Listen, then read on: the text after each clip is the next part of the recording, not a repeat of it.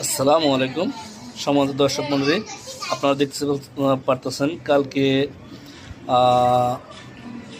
Indian হানাদার বাহিনী পাকিস্তানের উপর বর্বরচিত হামলা চালিয়েছে। বিশেষ করে মুসলিমদের মসজিদে হামলা চলেছে।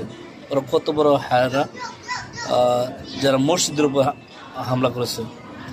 ওরা নাকি মসজিদে জঙ্গি খুঁজে পায়, ওরা মসজিদে জঙ্গি খুঁজে পায়। ওরা একটা মোদি হচ্ছে হিন্দু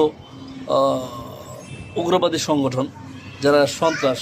মোদি একজন সন্ত্রাস, ও সন্ত্রাসী খুঁজে পায় শুধু মসজিদে। যেমন ইন্ডিয়াতেও যত মসজিদ আছে মসজিদের নিচে মন্দির খুঁজে পায়, পাকিস্তানের মসজিদেও সন্ত্রাসী খুঁজে পাওয়ার জন্য ওইখানে আক্রমণ চলেছে। তো ইন্ডিয়ান নিপাত যাক, ইন্ডিয়ান আর্মি নিপাত যাক। আমরা সবাই মুসলমান সবাই দোয়া করবো, এক মুসলমান অপর মুসলমানের ভাই ভাই।